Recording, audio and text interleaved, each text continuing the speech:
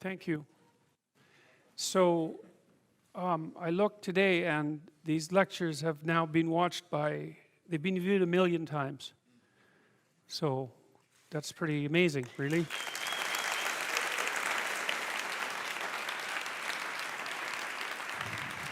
Or they've been glanced at 1 million times. That might, that's also possible. All right, so, well, let's get right into it. So last week, I think was mostly remarkable for the absolute dearth of content that was actually biblically related. So that was, I'll just recap what I laid out, and so that it sets the frame properly for what we're going to discuss tonight. And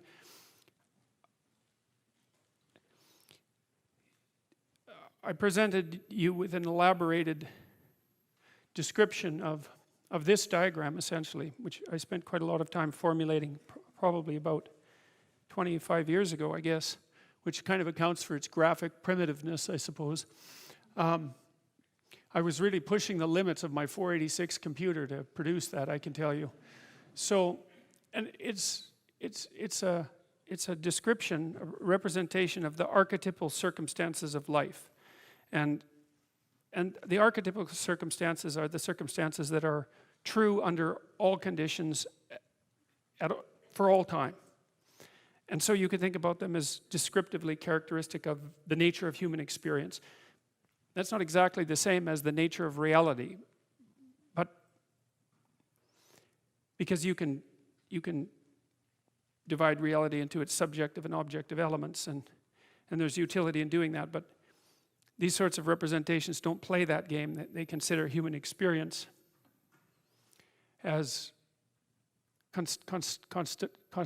constitutive of reality. And that's how we experience it, and so we'll just go with that. The idea basically is that we always exist inside a damaged structure.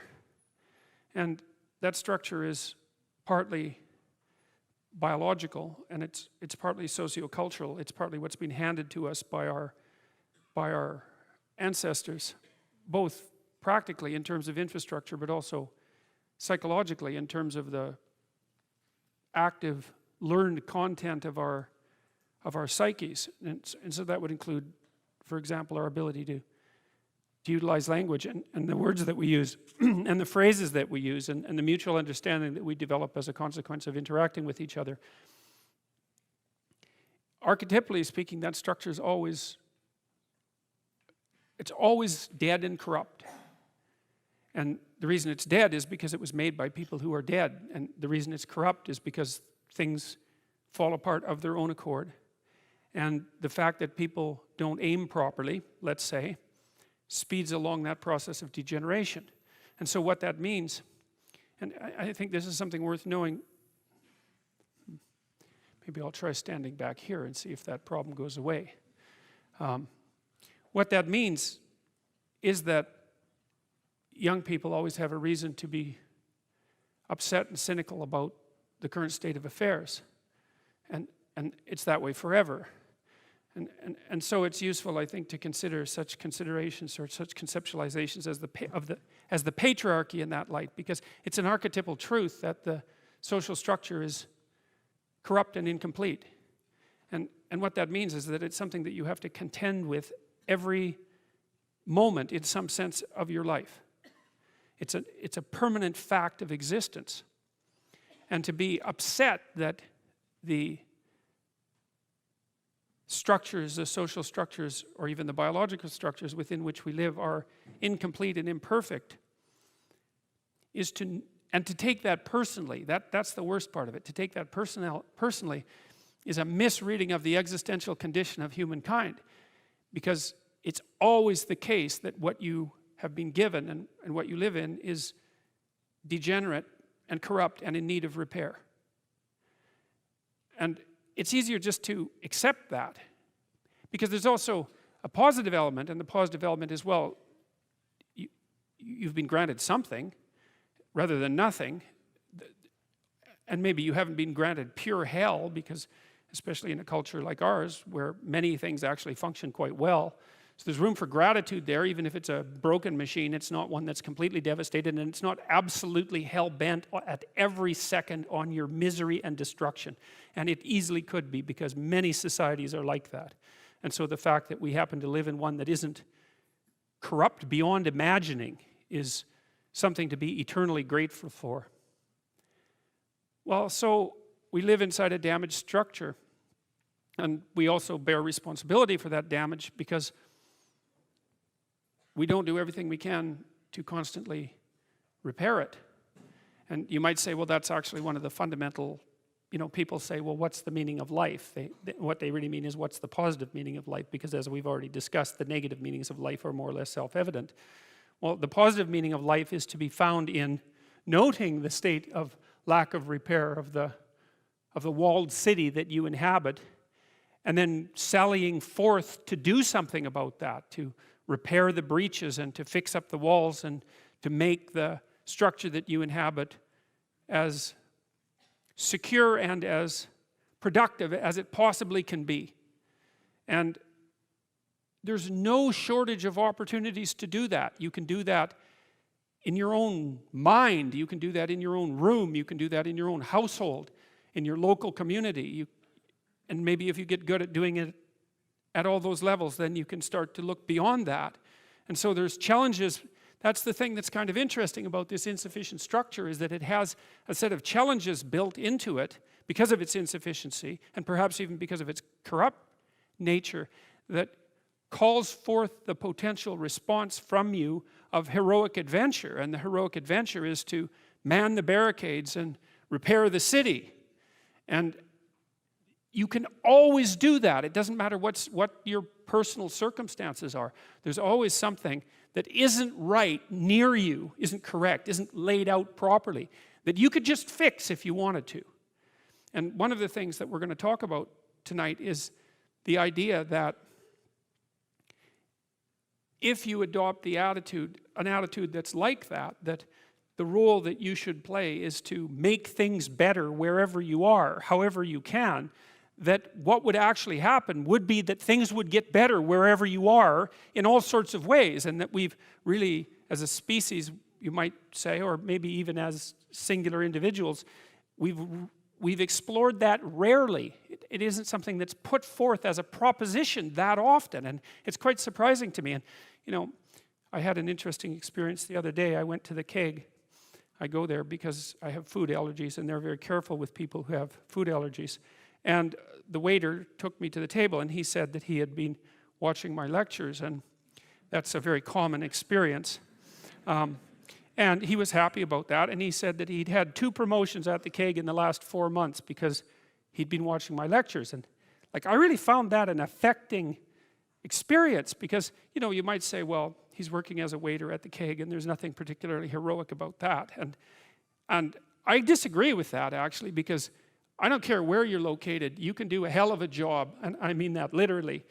At whatever job you have, you can take whatever job you have, and you can make it a real nice little piece of absolute misery. Or you can act like a civilized human being and notice that no matter where you are, there's a richness and a complexity that's completely inexhaustible right at hand. And then you can take that seriously, and you can say, well, I happen to be a waiter at the keg, and perhaps that's not what I expected, and he's a young guy, and perhaps that isn't where I want to end up, but it's not nothing. It's a rich environment, and I can make it a lot better if I want to. I can get along properly with my coworkers and not gossip behind their back, and I can treat my customers properly, and if an opportunity comes my way, I can take it, and I can see what happens.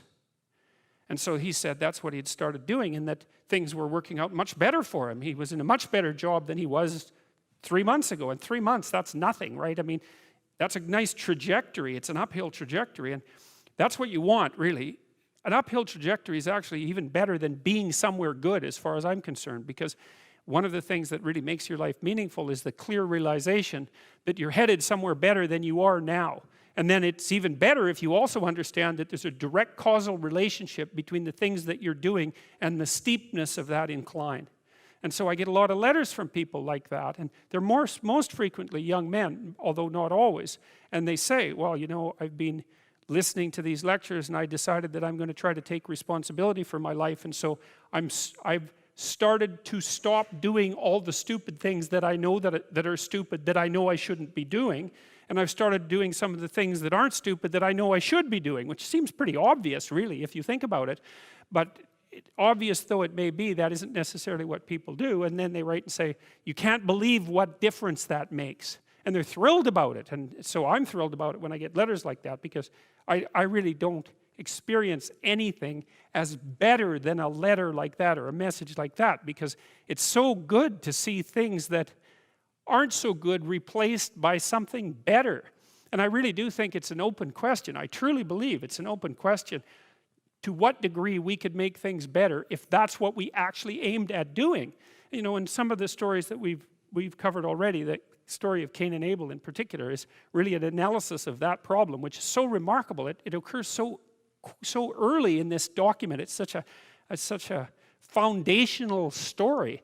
And it basically says, well, there's two modes of being in the world, right? There's one where you adopt the responsibility for living properly, for being properly, and you make the sacrifices necessary for doing that, and then everything will flourish properly. And the other one is a pathway of resentment and bitterness and rejection and murder and genocide, and that just seems exactly right to me. And so if the positive path beckons, if you can actually see what it is, if you can lower yourself enough to see what it is. Carl Jung said once that modern people didn't see God because they didn't look low enough. It's a phrase I really, really like, because people denigrate the opportunities that are right in front of them. And there's no reason to do that, because what's right in front of you is the majesty of being. That's what's right in front of you. It's inexhaustibly complex and full of potential, and there's no reason to assume that wherever you happen to be isn't as good a starting place as anywhere else. Now, you know, I know some people have terrible, terrible lives. They're in situations that are absolutely unbearable. But I also do know that even situations like that can be made a hell of a lot worse by the worst kind of attitude, that's for sure. So anyway, so that's where you are. You're in a damaged structure. You're a damaged structure. You're in a damaged structure. But, you know, at least it's got some walls. You know, you're not being fed to the lions on a regular basis, so that's a good thing. And you can emerge forward, you know, heroically, magically, to confront the chaos that constantly threatens the structure within which you live. And you can free something as a consequence of that. You can learn something. You can strengthen yourself. That's the other thing, because what you're actually made of, in many ways, that what informs you, what you're made of, is what you encounter when you voluntarily encounter the unknown. And so the more you voluntarily encounter the unknown, the more you get made of. And the more you get made of, the more there is to you. And then the more you're good at encountering the unknown and restructuring order and calling forth proper order out of the potential of being. And God, you got to think, why wouldn't you do that, since you can do that? And it's an endless mystery. You know, I think part of it is that people, well, it's also encapsulated to some degree in the story of Adam and Eve, because what happens to Adam is when he becomes self-conscious, right? He becomes ashamed of himself and regards himself as a lowly sort of creature. And there's endless reasons why people would do that, because, of course, we're rife with imperfection. And so he hides from God. And I think that's actually the answer to the conundrum, which is that people don't aspire to the highest good because they're deeply ashamed of themselves and their weaknesses and their insufficiencies. And so that's not the only reason. I mean, there's the desire to avoid responsibility, and there's all the negative motivations as well, like resentment and hatred and the desire to make things worse. I don't want to, you know, give us too much of a break, but it's something like that. But it's okay to not be in a very good place if what you're trying to do with that not very good place is make it better. And one of the things I really have learned as a clinical psychologist is that you just cannot believe how powerful incremental progress is. You can do the calculations like, it's like compound interest, you know. If you make your life 0.1% better a week, man, in 2 or 3 years, you're in such a better place than you were that it isn't even like the same domain. And if you keep that up for 10 years or 20 years, you know, especially if you're young and you start early, you start to straighten yourself out and fix the things that you can fix. You can transform your lives in ways that are completely unimaginable. And God only knows what the upper limit of that is in terms of human possibility, because we are amazing creatures, you know, when we really get our act together and stop running at 10% of our capacity, so that's what you do. You've got, you know, the fact that things aren't exactly the way they should be at least gives you something to do, you know, and that's maybe something great to do, because there's no shortage of suffering and trouble that besets the world that you could conceivably ameliorate in some way. And the utility and meaning, the utility of that and the intrinsic meaning of that is self-evident.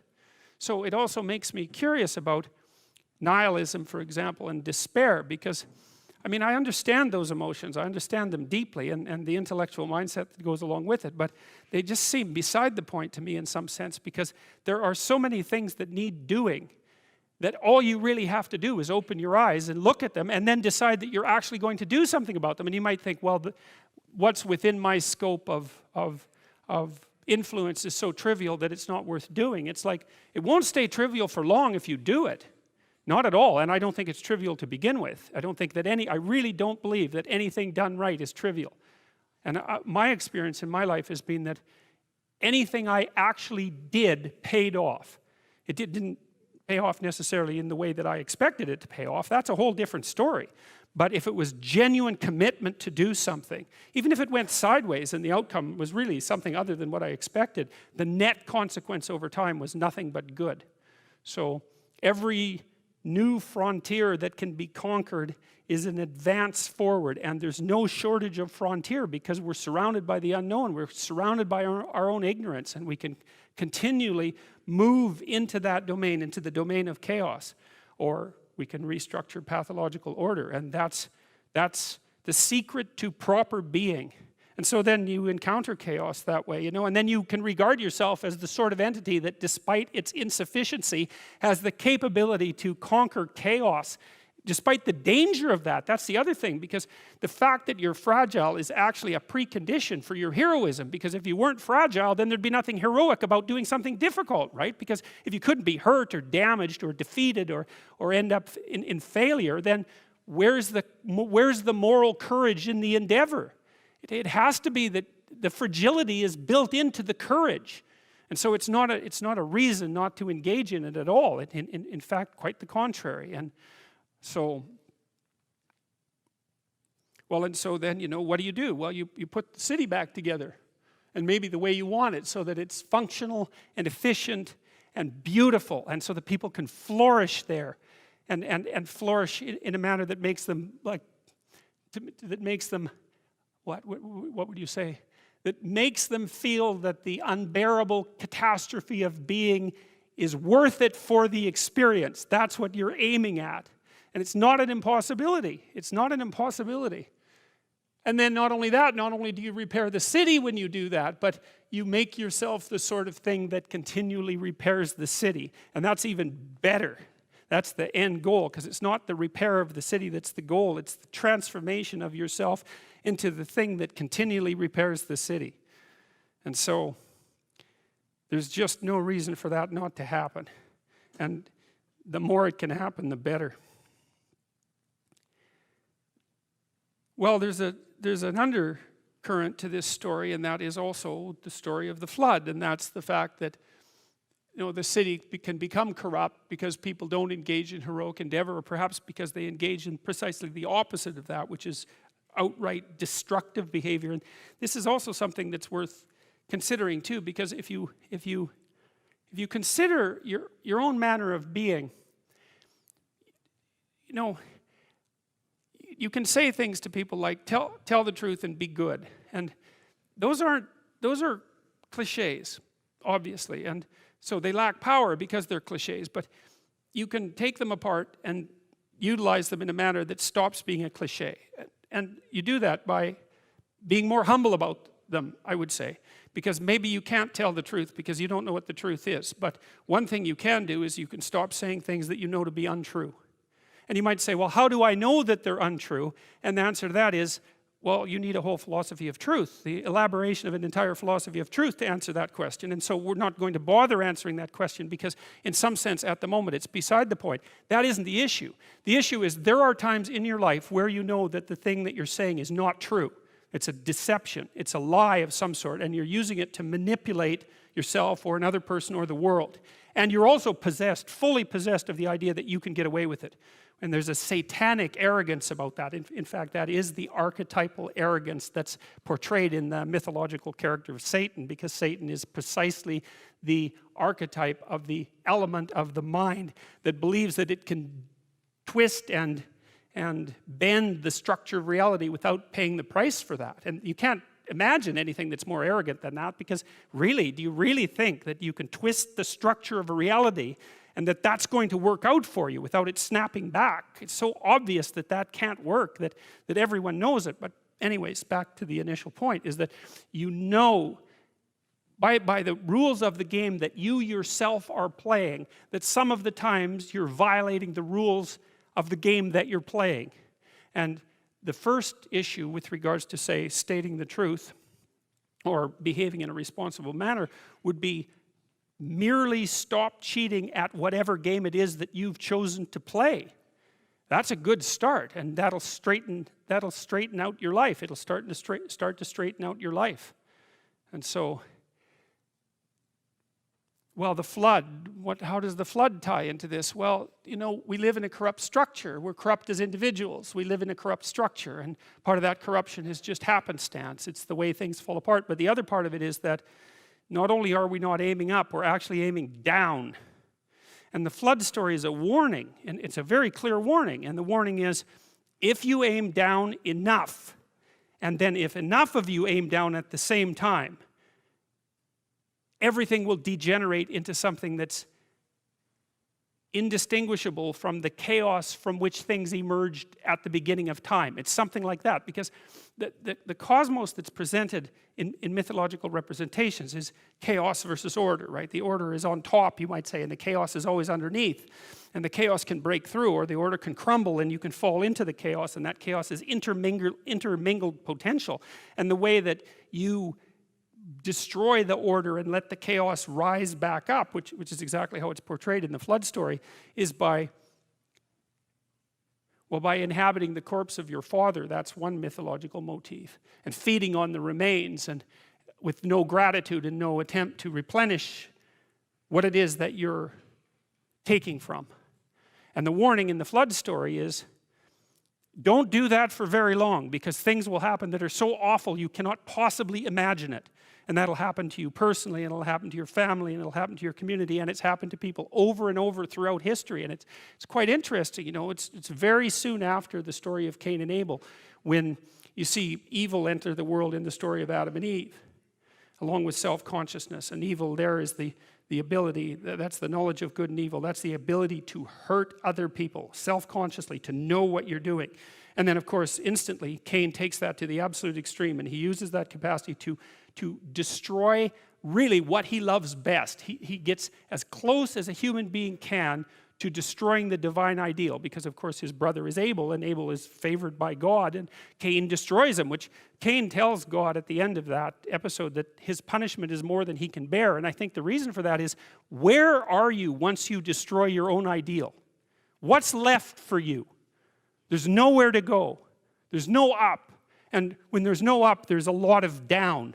And, you know, there's an idea that was put forth very nicely in Milton's Paradise Lost, when he was describing, from a psychological perspective, essentially what hell is. And hell is, you're in hell to the degree that you're distant from the good. That might be a good way of thinking about it. And if you destroy your own ideal, which you do with jealousy and resentment and the desire to pull down people who you would like to be, let's say, then you end up in a situation that's indistinguishable from hell. And the way the biblical story unfolds is, well, it's Cain, and then it's the flood. And so Cain adopts this mode of being that's antithetical to being itself, at least to positive being itself. He does it voluntarily. He does it knowing full well what he's doing. And the net consequence of this, that as it ripples through the entire social structure, is that God stands back and says, this whole thing has got so bad, the only thing we can do is wipe it to the ground. And that is no joke. That's exactly how things work. And one of the things that's extraordinarily terrifying about that sequence of stories, and I believe this to be true, I think I realized this independently of any of the analysis that I was doing of mythological stories, because I looked at what happened in places like the Soviet Union and Maoist China and in Nazi Germany, and the most penetrating observers of those societies, the people who were most interested in how it was that those absolute catastrophes came about, all said the same thing. It was rooted in the degeneration of the individuals who made up the society. You know, you hear, well, people were following orders. It's like, no, that explanation doesn't hold water.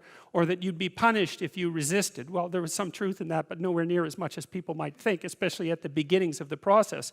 More it was that people decided, each and every one of them, to turn a blind eye to the catastrophes and to participate in the lies. And that warped the entire societies, and they went as, you know, they veered their way downward to something as closely approximating hell as you could hope to manage, especially in places like Nazi Germany and, well, in all three of those places, in Maoist China and in the Soviet Union. And so the thing that's so frightening about, one of the things that's so frightening about the stories in Genesis is they say something very clear, which is that your moral degeneration contributes in no small way to the degeneration of the entire cosmos. And you say, well, I would like my life to be meaningful. People say that. Really, would you? Really? You really would like your life to be meaningful? You think maybe people would trade a little nihilism to not have to face that particular realization, and I think people do that all the time. It's a terrible weight to realize, but we are networked together. That's the price of, or let's say, that's the vulnerability that's associated with our intense capacity to communicate. And it is certainly possible that the ripples of our individual actions have consequences that are far beyond the limits of our immediate consciousness. And I also think people know that too. They know that in the way that people know things when they don't want to know them, which means they know them embodied, they can feel them, they can sense them, they have an emotional response to them, but there's no damn way they're going to let them become articulate because they don't want to know. And when you're feeling guilty and ashamed about the things you've done or not done, and I know that can get out of hand as well, it's often because there is a crooked little part of you that's aiming at the worst possible outcome. You know, one of the things Jung said about the shadow, you know, that Jung's famous idea that everyone has a dark side and that dark side needs to be incorporated and made conscious. Jung said that the shadow of the human being reaches all the way to hell. And he actually, that's the thing that's so interesting about reading Carl Jung, is he actually means what he says. It's not a metaphor. It's like the part of you that's twisted against being is aligned with the part of the cosmos, let's say, the conscious cosmos, that's aiming at making everything as terrible as it can possibly be. And, you know, it's a terrible shock to realize that. It's partly why people don't realize it. It's something that people keep at an arm's length. It's the same as recognizing yourself as a Nazi concentration camp guard, which is a very useful exercise because there's absolutely no reason why you couldn't have been or still could be one. So, and if you think otherwise, then all the more reason for assuming that you would be unable to resist the temptation if it was in fact offered to you. And if you don't think it's a temptation, then there's so much that you don't know about human beings that you're not even in the game. Because if it wasn't a temptation, then people bloody well wouldn't have done it. And plenty of people did it, and it's no wonder. So things get serious in Genesis very, very rapidly. And the depth of the seriousness is ultimate, archetypal. That's it gets as serious as it can get.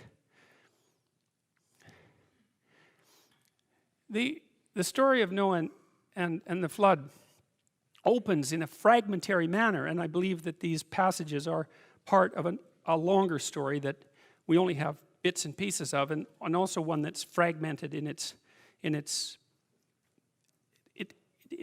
parts of more than one story. And it starts like this. It came to pass when men began to multiply on the face of the earth, and daughters were born unto them, that the sons of God saw the daughters of men, that they were fair, and they took them wives of all which they chose. Now, there's an idea there. There's two ways of looking at the past.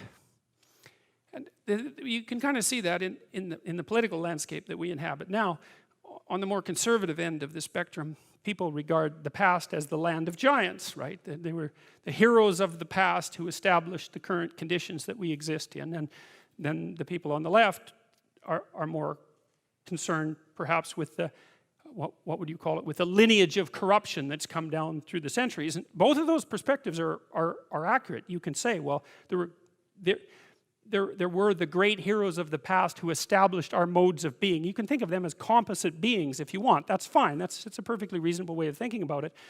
And you can also think of the accumulation of corruption and evil that's come along the centuries as well. And so you see both of those reflected in these initial few lines.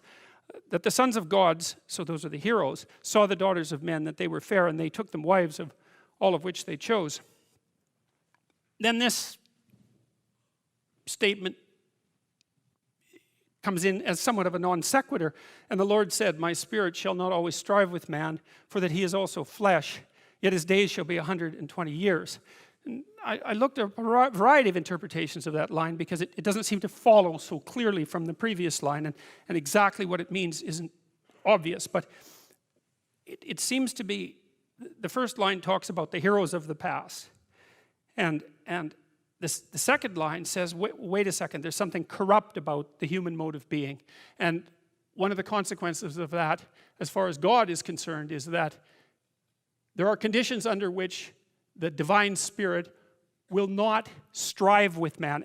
What that means is there are conditions under which, let's say, I don't think there's any other way of putting it, is the divine impulse towards the good will abandon you because of things that you've done. And then the secondary consideration here is that perhaps because of the degeneration of people, it's not so obvious here that our lifespans are limited, that the spirit that inhabits us will only do so for a limited amount of time. And that's tangled in a strange way in with the idea of human moral culpability.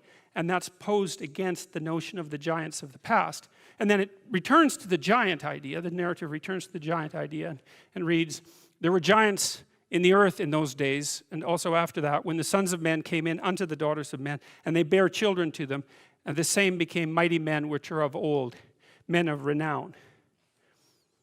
And that's the end of that sequence of fragments. It's very broken, but you can see a dual narrative underneath it. And one of the narratives is that there's the kind of corruption, despite the nature of the giants of the past, there's the kind of corruption lurking that would cause God to withhold his grace and allow men to deteriorate. And that sets the stage for Noah and the flood. And God saw that the wickedness of man was great in the earth, and that every imagination of the thoughts of his heart was only evil continually. You know, one of the things I really didn't like about going to church when I was a kid, I went to a pretty moderate church. It was the United Church, which has hardly even become a church now. It's so moderate, so to speak. One of the things I didn't like was the constant harping by the ministry on the sinful nature of human beings. Like, it didn't speak to me properly, partly because I really didn't understand what it meant, and partly because it seemed, well, sort of, what would you say, was self-flagellating in an unattractive way. I don't know if there is an attractive way to be self-flagellating, but and there was something about it that was also rote and fake that I didn't like. But, you know, in later years I thought about that more, and I started to understand that there was some real utility in asking people to keep the evil that they're doing clear and conscious in the forefront of their imagination. I think I mentioned to you guys last week this little episode from what we know of Mesopotamian culture surrounding the emperor. The New Year's festival, they would take the emperor outside of the walled city and strip him of his garb so that he was reduced to just an ordinary man, and then humiliate him ritually, and then ask him how it was over the last year that he wasn't a spectacular embodiment of Marduk, and Marduk was the Mesopotamian deity who made order out of chaos, essentially. And the emperor was supposed to sit and think, okay, well, you know, I'm emperor and everything, I should be doing a good job, maybe I should even be doing a great job, and probably I'm coming up short in a bunch of ways, and that actually happens to be important since I'm running the entire show. I should be very, very cognizant of how I'm failing to live up to the ideal. And that is what that call, that constant clarion call that's degenerated, I would say, in institutional Christianity, that was actually the idea, was, look, there's a bunch of ways that you're not being everything you could be. And it is not supposed to be a whip to knock you down, although maybe it's a whip to knock down your pride, the pride that stops you from being aware of your insufficiencies. It's more like a call to the opposite. It's like, well, you should stop doing those things because you could be so much more than you are, and that would be so much better for you and everyone else that it's just not good that you continue doing these things, continue breaking your own rules, let's say. Because we could certainly, as I said, we could start this game by assuming that you should at least play the game that you're playing straight. And so, and it is the case that if you watch yourself, it's a terrifying thing to do, but if you watch yourself, you'll see you lie a lot. Like when I learned this to begin with, I was in my 20s, and I'm a smart person, and I was very proud of that, because I was also a small person. I was moved ahead one year in school, and I was a small person to begin with, and so I was a very small person in my classes, and also very mouthy, which might not come as much of a surprise, and somewhat provocative, and so, you know, and I got pushed around a fair bit, because everybody gets pushed around, and my weapon was to be mouthy, and it was a fairly effective weapon, although it tended to backfire, because, you know, if you're really effectively mouthy with large, obnoxious people, then they tend to respond in a relatively negative physical way, and so that sort of thing was happening to me a fair bit, but I was quite proud of the fact that I had some intellectual power, and that it was then in my 20s when I learned about some of the danger of that, because I started to read partly Milton's Paradise Lost, and I started to understand the danger of the intellect. And the danger of the intellect, as far as I can tell, is that it tends towards pride and arrogance, and it also tends to fall in love with its own productions. And so that's actually Lucifer. In Paradise Lost, that's Lucifer. Lucifer is the intellect that falls in love with its own productions and then assumes that there's nothing outside of what it thinks.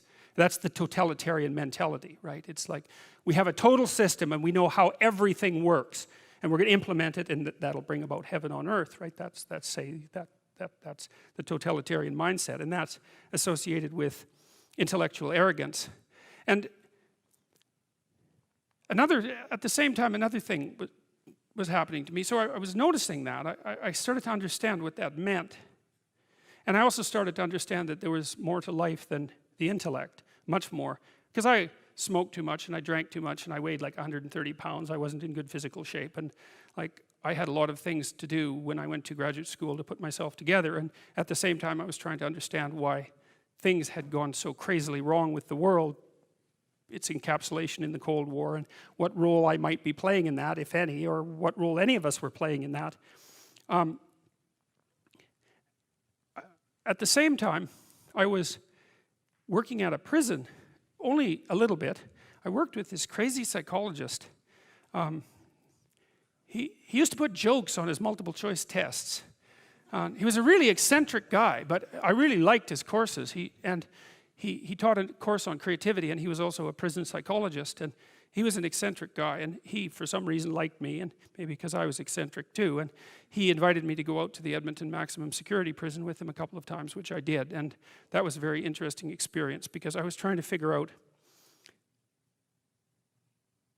what role each individual's behavior bore to the pathology of the group. It was something like that. And I went out there, and I met a little guy, smaller than me. I was a little bigger by then. And he was a pretty innocuous guy. And what had happened was I was out in this gymnasium.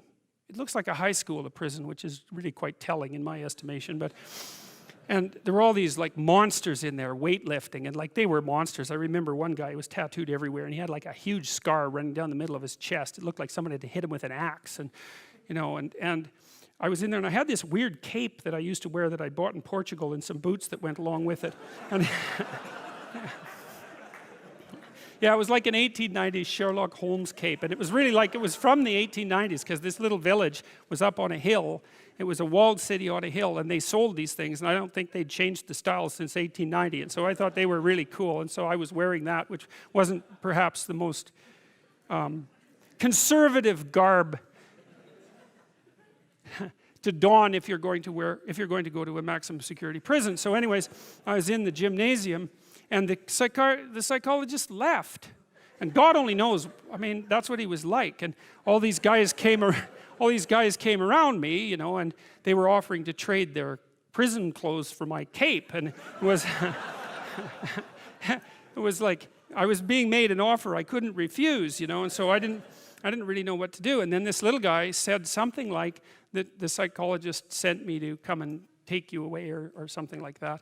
And so I thought, well, better this little guy than all these monsters. So we went outside the gym through some doors, like school doors. We went outside the gym into the exercise yard, I guess, and we were wandering along, and he was talking to me, and he seemed like a kind of an innocuous guy. And then the psychologist showed up at the door and motioned us back, and so, which was kind of a relief. And so I went into his office, and he said, "You know that guy that you walked out in the yard with?" And I said, "Yeah." He said, he took 2 cops one night, and he had them kneel down, and while they were begging for their lives, he shot them both in the back of the head. And I thought,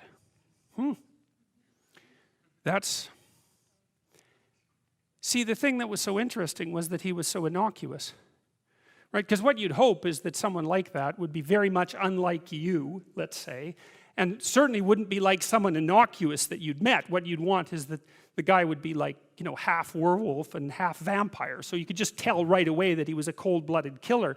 But no, he was this sort of ineffectual little guy who was certainly not ineffectual if you gave him a revolver and the upper hand.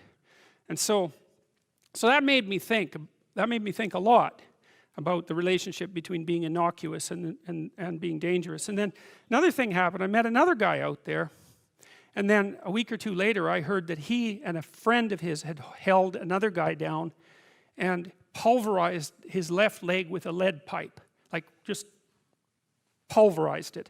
And the reason for that was that they thought that he was a snitch, and maybe he was. And that time I did something different. Instead of being shocked and horrified by that, although I certainly was, I thought, how in the world could you do that? Because I didn't think I could do that.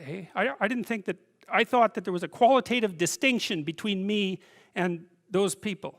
And so I spent about 2 weeks trying to see if I could figure out under what conditions I could do that. Like what kind of psychological transformation I would have to undergo to be able to do that. And so that was a meditative exercise, let's say. And it only took about 10 days for me to realize that not only could I do that, that it would be a hell of a lot easier than I thought it would be.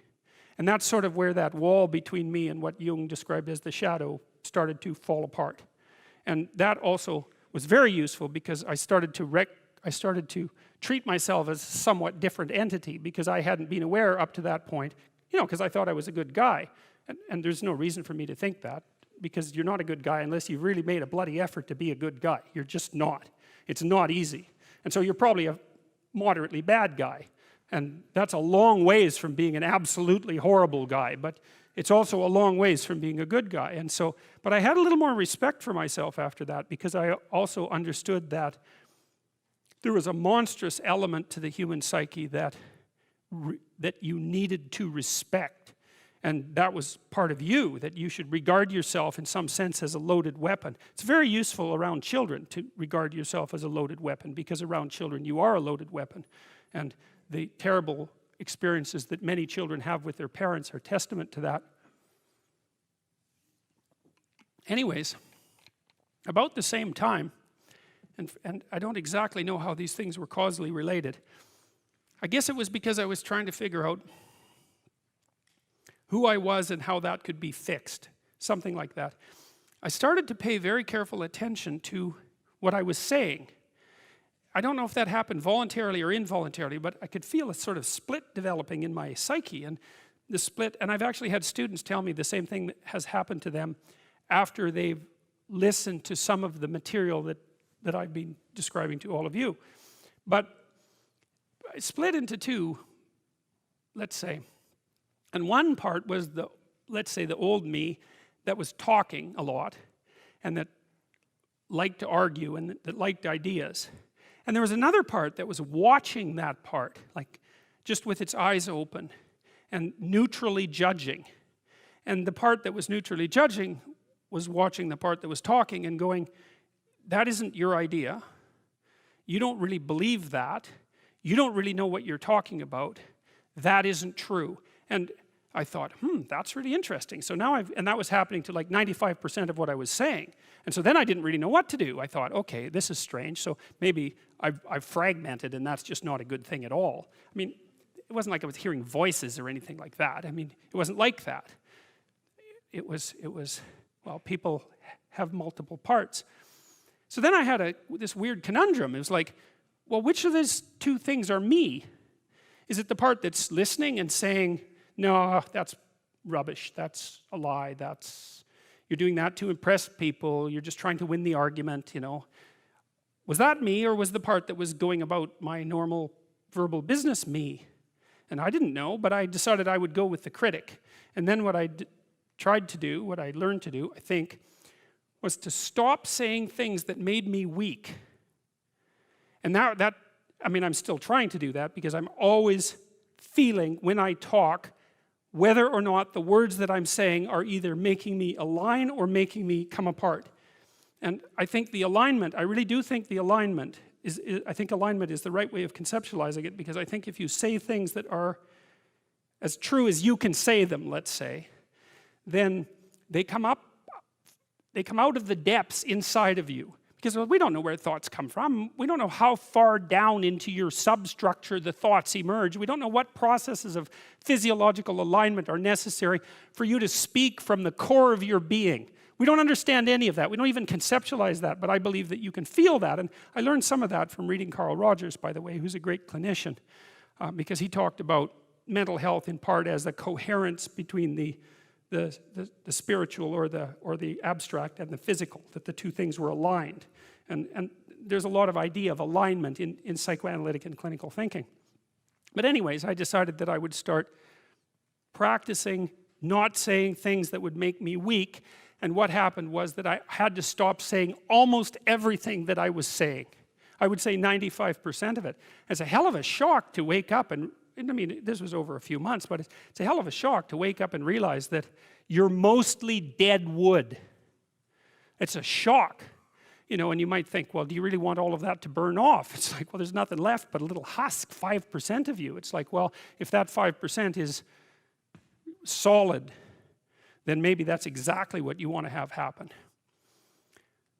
Well, so I told you that story is an elaboration of this line. And God saw that the wickedness of man was great in the earth, and that every imagination of the thoughts of his heart was only evil continually. It's a question worth asking. Just exactly what are your motives?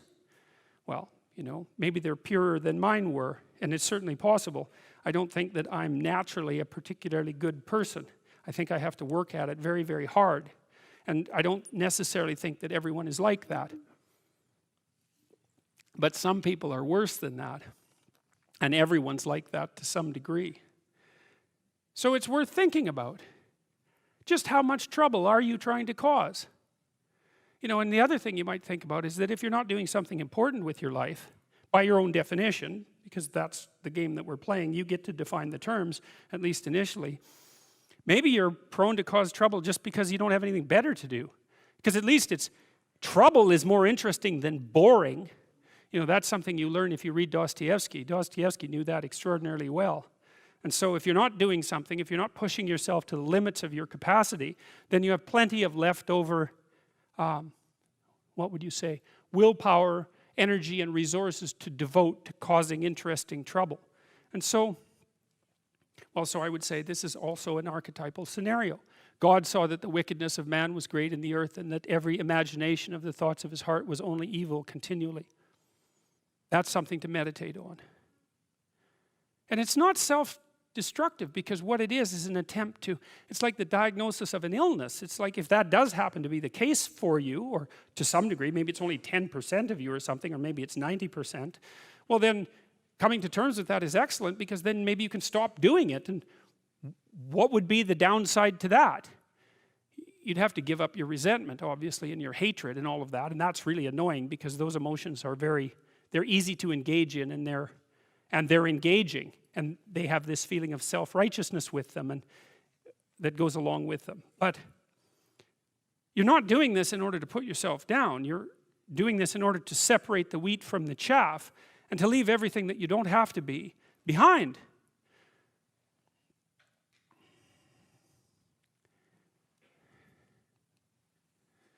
And it repented the Lord that he had made man on the earth, and it grieved him at his heart.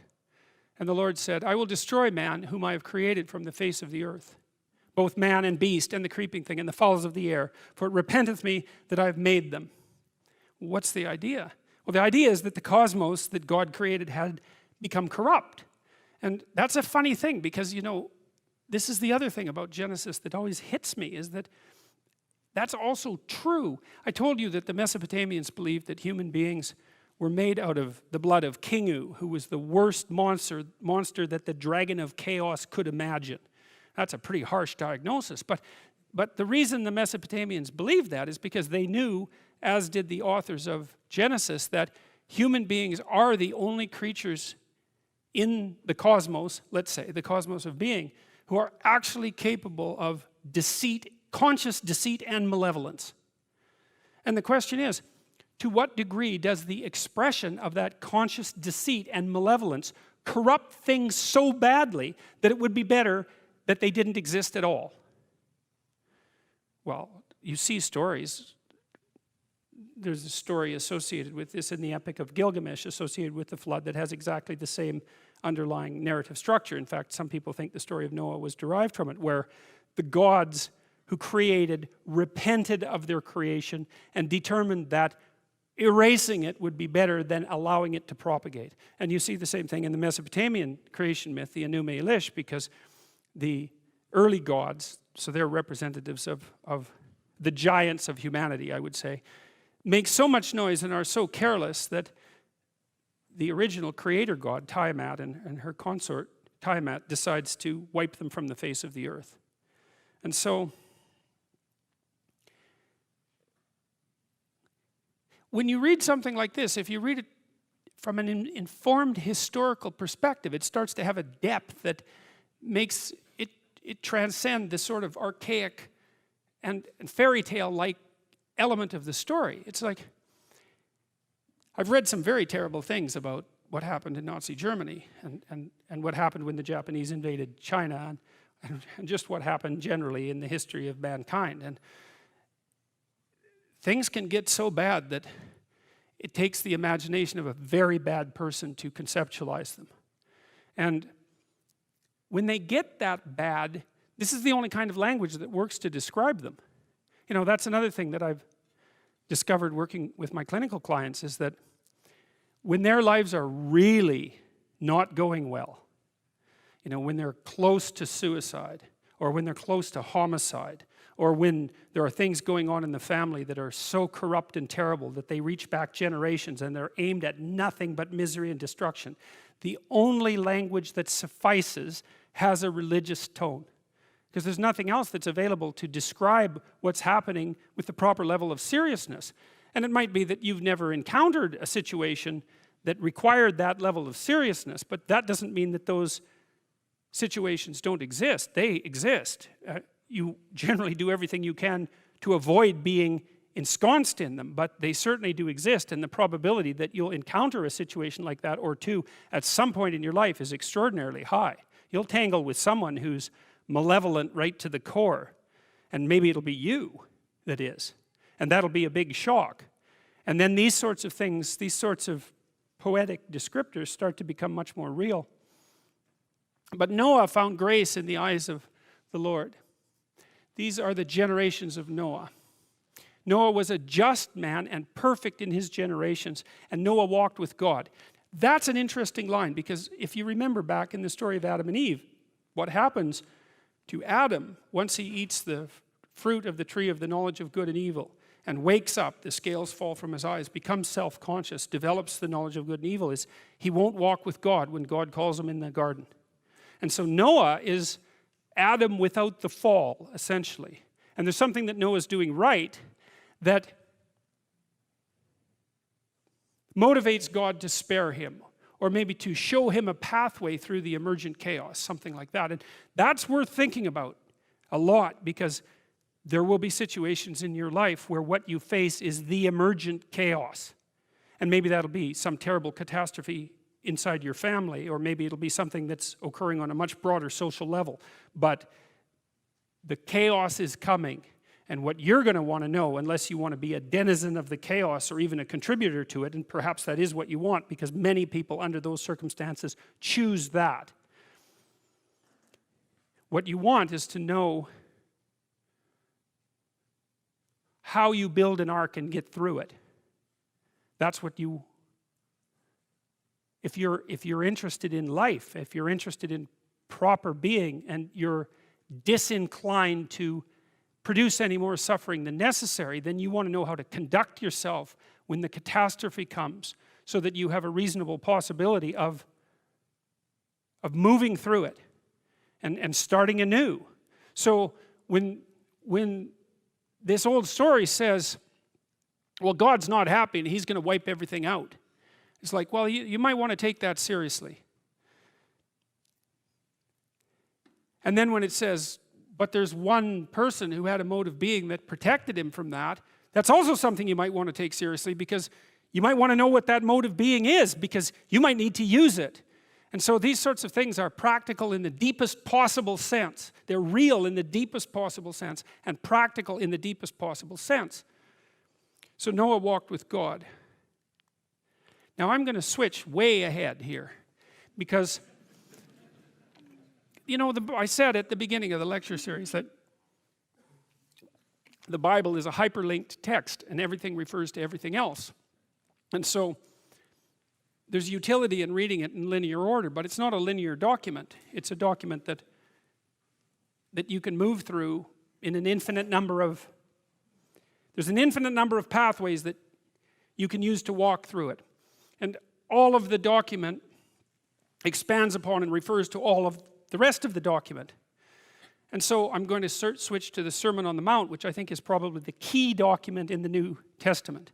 And I'm going to switch to it because I think it's the closest thing we have to a fully articulated description of what it would mean to walk with God so that you're in the ark when the flood comes.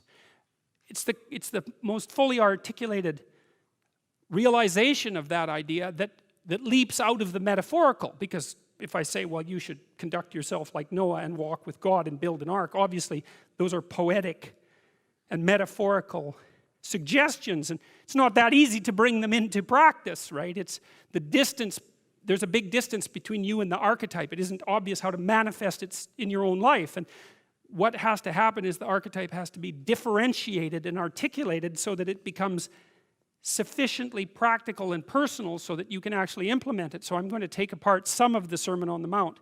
It starts in Matthew 5, and I'm not going to talk about Matthew 5. I'm going to talk about the end of Matthew 6 and most of Matthew 7. Consider the lilies of the field, how they grow.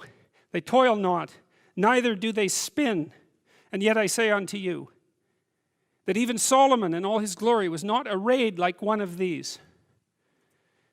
Wherefore, if God so clothe the grass of the field, which today is, and tomorrow is cast into the oven, shall he not much more clothe you, O ye of little faith? Therefore take no thought, saying, what shall we eat, or what shall we drink, or wherewithal shall we be clothed? Well, those are famous lines, and that's sort of Christ the hippie, right? It's like, hey, let it all hang out. That's an old phrase. Do your thing, and everything will come to you. And these lines have been interpreted in that manner many times, but that's seriously not the proper interpretation, because there's a kicker with this injunction, and the kicker is this. For your heavenly Father knows that you have need of all these things. But seek ye first the kingdom of God and his righteousness, and all these things shall be added unto you. That's a lot different than the hippie thing, right? Because there's a very, very, very interesting idea here. It's certainly one of the most profound ideas that I've ever encountered. And the idea is this, is that if you configure your life so that what you are genuinely doing is aiming at the highest possible good, then the things that you need to survive and to thrive on a day-to-day basis will deliver themselves to you. That's a hypothesis, and it's not some simple hypothesis, right? Because what it basically says is, if you dare to do the most difficult thing that you can conceptualize, your life will work out better than it will if you do anything else. Well, how are you going to find out if that's true? Well, it's a Kierkegaardian leap of faith. There's no way you're going to find out whether or not that's true unless you do it.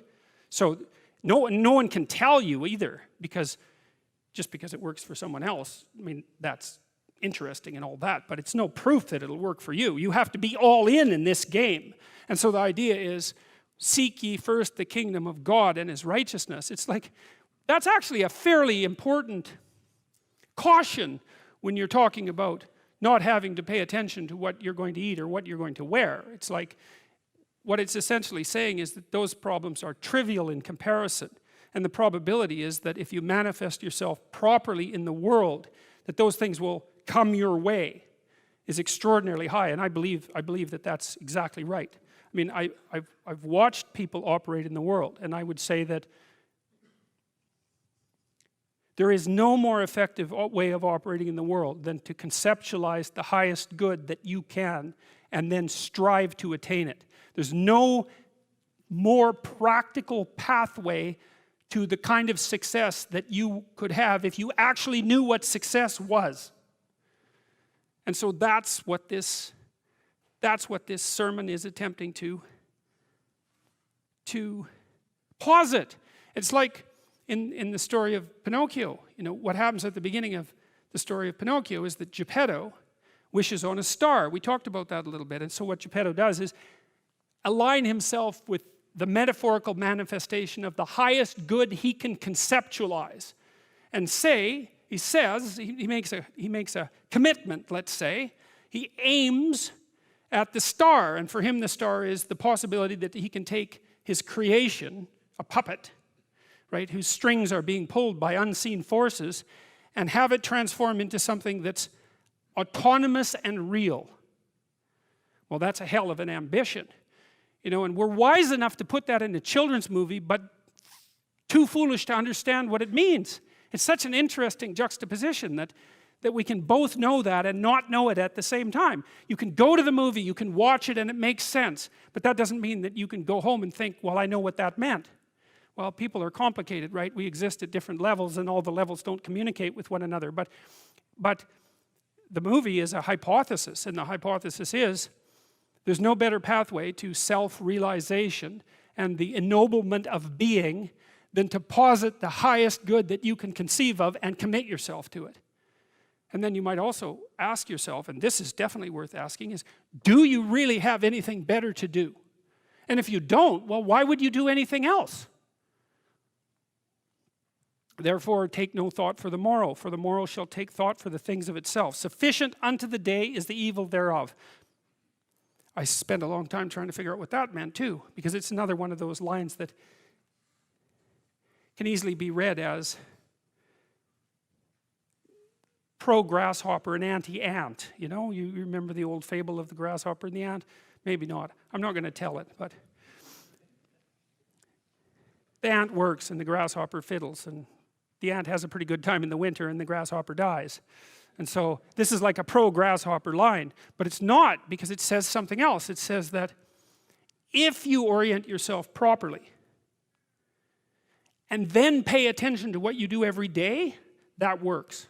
And I actually think that that's in accordance with what we have come to understand about human perception, because what happens is that the world shifts itself around your aim, because you're a creature that has an aim. You have to have an aim in order to do something. You're an aiming creature. You look at a point and you move towards it. It's built right into you.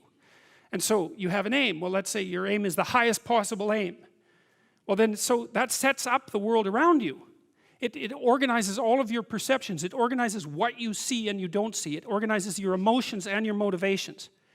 So you organize yourself around that aim, and then what happens is the day manifests itself as a set of challenges and problems, and if you solve them properly, then you stay on the pathway towards that aim.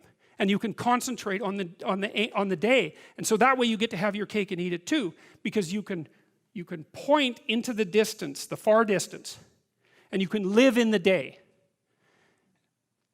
And it seems to me that that makes every moment of the day supercharged with meaning. That's how, because if everything that you're doing every day is related to the highest possible aim that you can conceptualize, well, that's the very definition of the meaning that would sustain you in your life.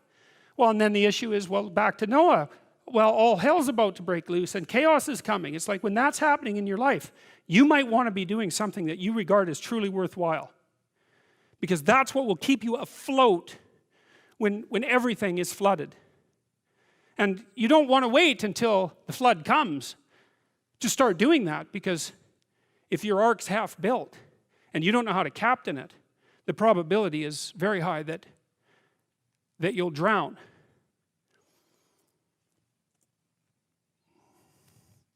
Take therefore no thought for the morrow, but for the morrow shall take thought for the things of itself. Sufficient unto the day is the evil thereof. That's not a particularly optimistic formulation. Judge not, that ye be not judged. For with what judgment you judge, you shall be judged, and with what measure you meet, it shall be measured to you again. It's a sensible description. I wouldn't call it a piece of advice, because I don't think that any of this is advice. It's a description of the structure of reality. That's not the same as advice. And it basically says that you'll be held accountable by the rules of the game that you choose to play. And that, I also think, is perfectly in keeping with what we understand about human psychology. Because you have to play a game that other people will allow you to play, and that will cooperate with you while you're playing, and that will compete with you while you're playing it. But you have a fair bit of flexibility in setting up the parameters of the game, but you don't have any choice about whether or not you're going to be in a game. You're in a game. And you're going to be held accountable by the rules of the game, because that's how the game works. And so you might want to pick a game by whose rules you would be willing to be held accountable. And why beholdest thou the mote that is in thy brother's eye, but considerest not the beam that is in thine own eye? Or how will you say to thy brother, let me pull out the mote out of thine eye, and behold, a beam is in thine own eye? Well, you might be wondering what a beam is, and a mote is a dust speck, and a beam is a very large piece of lumber. And so the issue is not so much the blindness of others, even though there's as much blindness among others as there is for you. But the issue here, the advice here, the description here is, you should be concerned about what's interfering with your own vision first. And you should leave other people the hell alone in relationship to that. And so if your mode of being in the world is, if you would just act better, things would improve for me, or if you identify the evil and the catastrophe as something that's outside, that someone else needs to fix, or that someone else is responsible for, then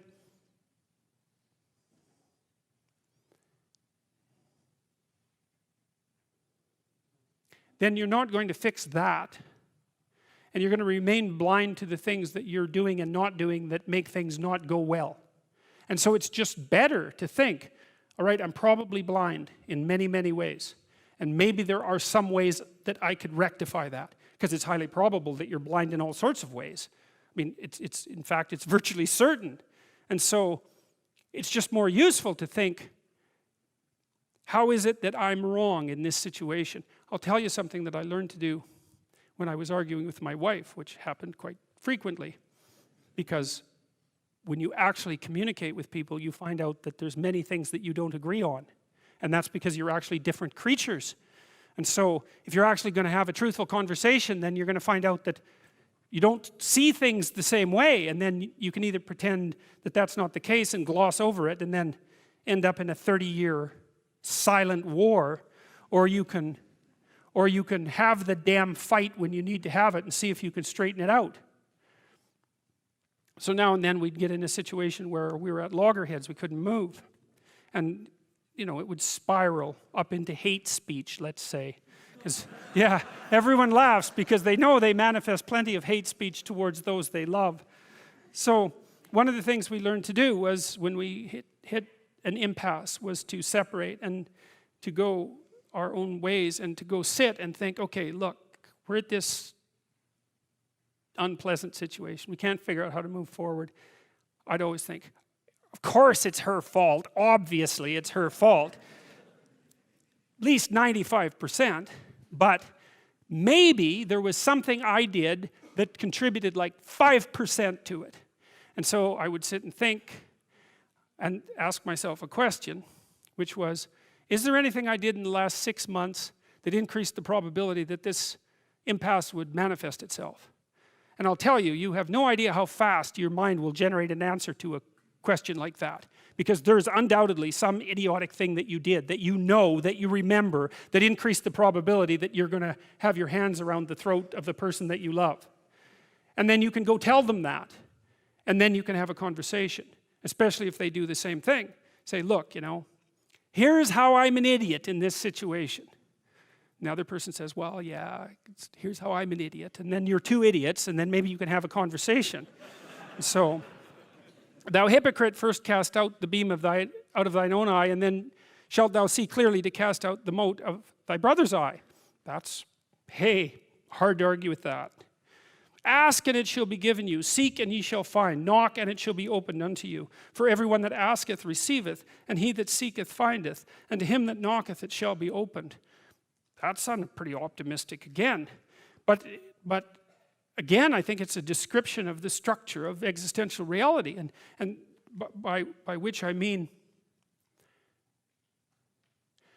when I'm in my clinical practice and I observe, and this is also the case with my students, is, let's say, people's lives aren't what they would like them to be.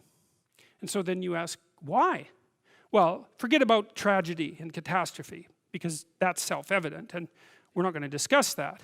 Although the degree to which you bring about your own tragedy is always indeterminate. But I would never say that every terrible thing that is visited on a person is something they deserved. I think that that's a very dangerous presupposition, especially because everyone gets sick and everyone dies.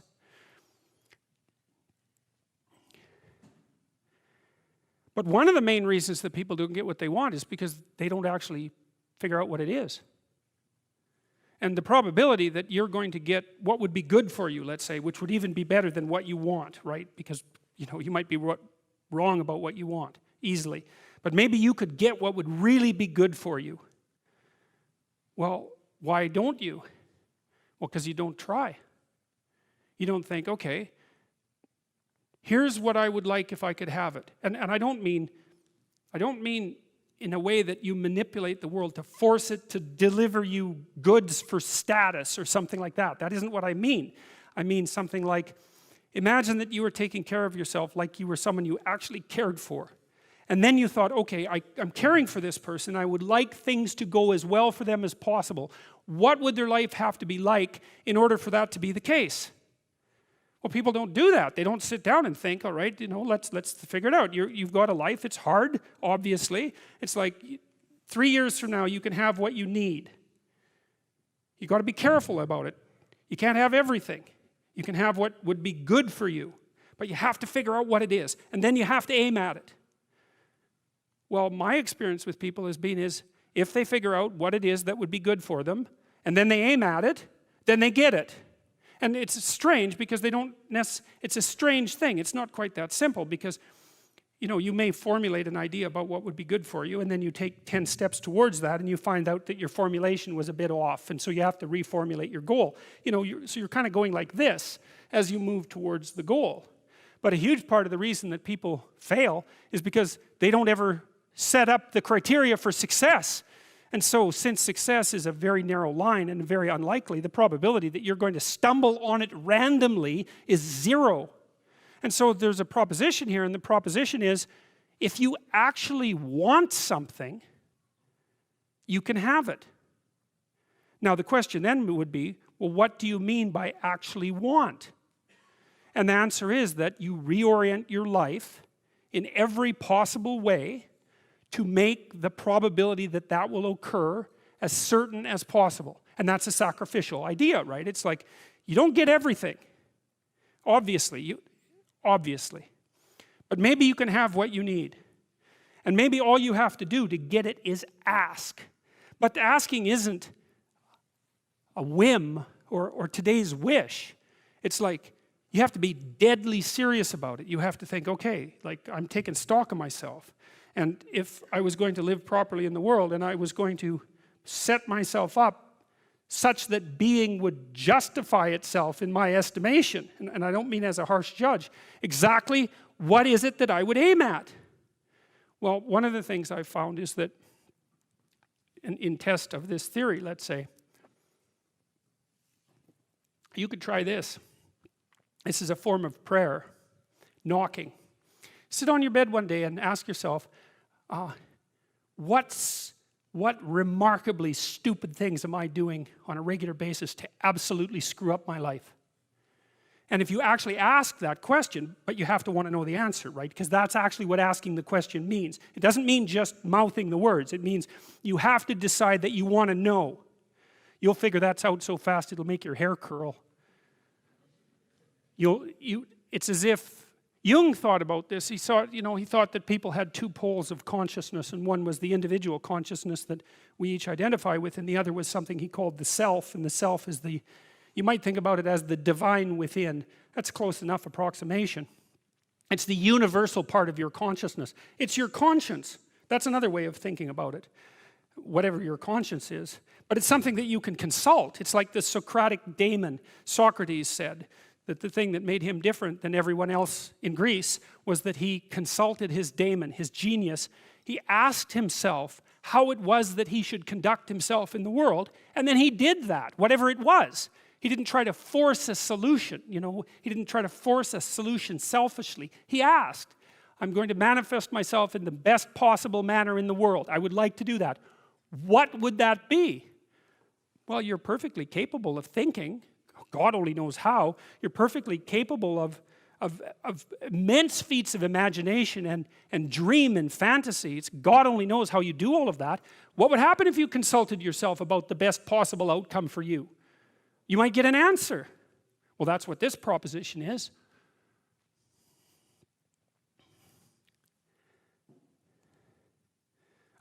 Or what man is there of you, whom if his son asks for bread, will give him a stone? Or if he asks for a fish, will give him a serpent? If ye, then, being evil, know how to give good gifts unto your children, how much more shall your Father, which is in heaven, give good things to them that ask him? Well, this is a question about the fundamental nature of being, I suppose. And one of the hypotheses in the New Testament, which is different, it's a different hypothesis in some sense than the one that structures the Old Testament, is that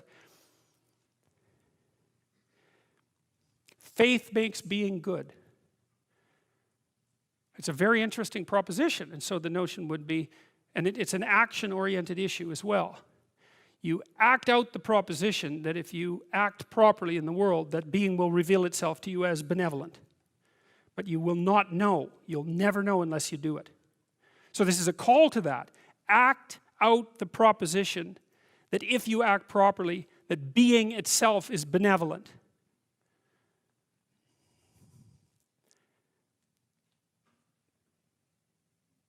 There's no reason to assume the contrary. I mean, to assume the contrary would be to be as cynical and bitter as possible, and it's not like we don't have reason for that. It's not like I don't understand why that happens to people.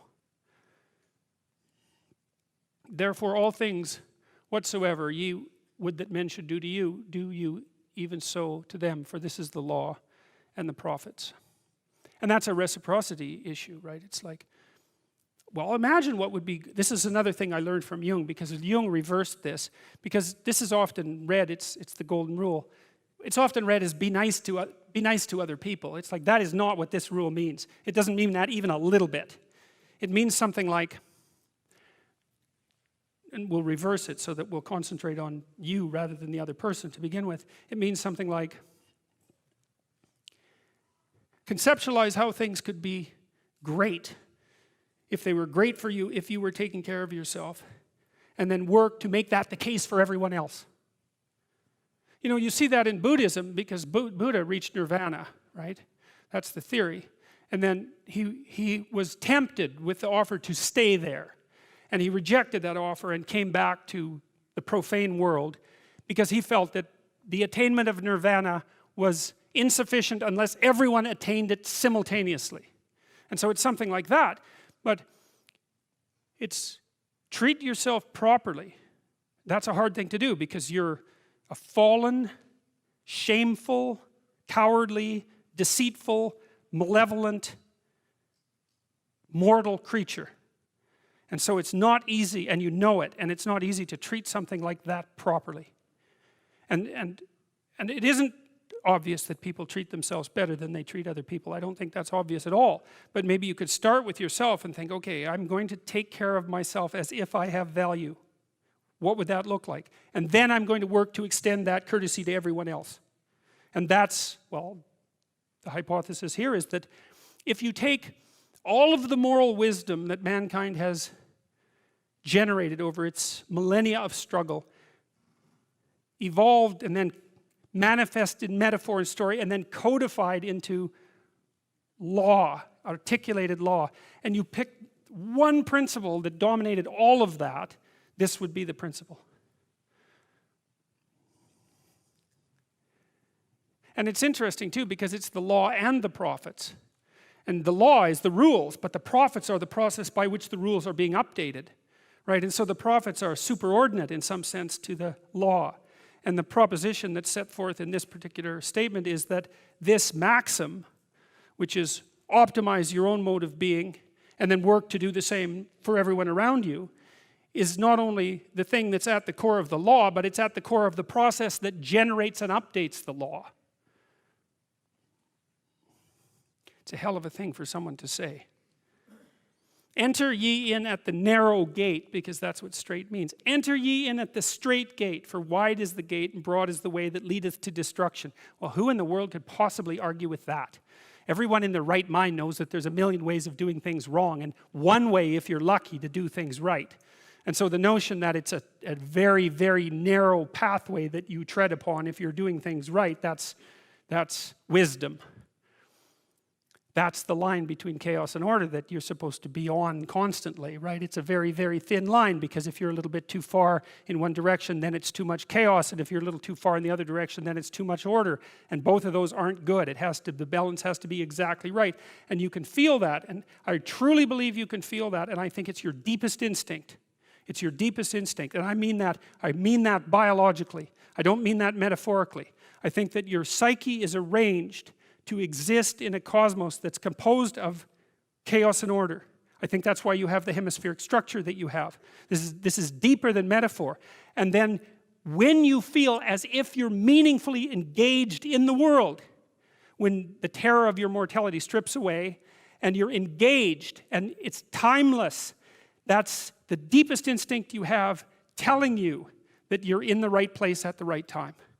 And then what you do is practice being there. Practice being there. And that's that narrow spot that's so difficult to find. You wander around it. Maybe if you're lucky, you can watch. You can watch. This is an experiment. Watch yourself for 2 weeks. Like you don't know who you are, because you don't. So watch yourself for 2 weeks and notice there's going to be times when things are proper. They're arrayed properly for you. It's not easy to notice, because when they're arrayed like that, you're so engaged, you don't exactly notice, you know. But you'll see, oh, I'm in the right place. It's like, okay, how'd I get here? What am I doing right? You know, how is it that this could happen more often? I'd like this to happen more often. How would I have to conduct myself in order for that to happen more often? And then you practice that, and then maybe instead of 10 minutes a month or 10 minutes a week, it's like 15 minutes a day, and then it's half an hour a day, and then it's an hour a day, and then it's 4 hours a day. And maybe if you're extraordinarily careful, then you get to a point where you're like that a good proportion of the time. Because straight is the gate and narrow is the way which leadeth unto life, and few there be that find it. Beware of false prophets which come to you in sheep's clothing, but inwardly they are ravening wolves. Well, that's particularly good advice for today's political situation, I can tell you. Ye shall know them by their fruits. Do men gather grapes of thorns or figs of thistles? Even so, every good tree bringeth forth good fruit, but a corrupt tree bringeth forth evil fruit. Well, that's what I learned from studying the history of totalitarianism in the 20th century, is that a corrupt tree brings forth evil fruit. And that's for sure. And it's so funny, people who think, when they're thinking about their relationship with divinity or their relationship with God, they think, it's a primitive and childish way of thinking. What if a miracle just manifests? Why can't a miracle just manifest itself? And I would be convinced. And the funny thing is first of all, actually you wouldn't be. If a miracle actually happened, you would actually forget about it in about 6 months. You'd think that's not true, but it's true. You would actually forget about it because that's what people are like. But there are negative miracles that are happening all the time, which actually lends some credence to my supposition, and we don't pay any attention to that. If we can't learn from what happened in the 20th century, then we are absolutely incapable of learning. Because what happened in the 20th century was as bitter a set of lessons as you could possibly imagine. And it's associated precisely with this. A corrupt tree bringeth forth evil fruit. A good tree cannot bring forth evil fruit. Neither can a corrupt tree bring forth good fruit.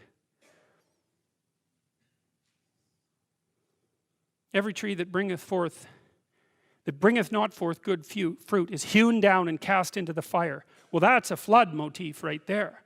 It's like we're constantly the archetype of the tree. That's the archetype of being. It's the archetype of the self often. What's the warning here? It's that if you're mostly dead wood, you're going to burn up. And you can think about that metaphysically. You can project that into eternity, and you can think about that as a form of hell. And the funny thing is that when that's happening to you in real time, it is like an eternity in hell. It's a perfectly reasonable way of thinking about it. But you can strip the metaphysical elements off, and you can say, well, if you're mostly dead wood, then a spark will light you on fire. And that's also very much worth thinking about. Wherefore by their fruits shall ye know them. Not everyone that saith unto me, Lord, shall enter the kingdom of heaven, but he that doeth the will of my Father, which is in heaven. That's an interesting line, I think. One of the proper critiques of traditional Christianity, maybe this is the sort of critique that Nietzsche put forth, was that Christianity had degenerated in its moral mission. Jung was a little bit more sympathetic, and I'll tell you why in a minute, but Nietzsche's idea was that Christianity had lost its way when it generated the presupposition that humanity was saved in some final sense by the sacrifice of Christ. It meant that the work was already done, and I'm being harsh in my judgment for the purpose of rhetorical simplification, but the idea was that if you just professed faith that had already occurred, then you were granted eternal salvation. It's like, well, it's not so straightforward, and I think that's what this line actually represents. It says, how do you enter into the kingdom of heaven? And again, you can think about that under the aspect of eternity, or you can think about it as a psychological statement, and the answer is quite straightforward, is that you do what Noah did to make him immune from the flood. And that's to walk with God. And that's what this sermon is about. It's laying out the practical elements of that. And the practical elements are aim at the highest possible good and play that out in the world, and then you may have the opportunity to inhabit the highest possible good that you're positing into existence. Perhaps not, but you can't think of any more practical way of going about that. If you build a house, then maybe you can live in it. If you don't build a house, you're not going to be able to live in it. If you build a good house, then you'll be able to live in a good house. And if you build a perfect house, then maybe you can live in a perfect house.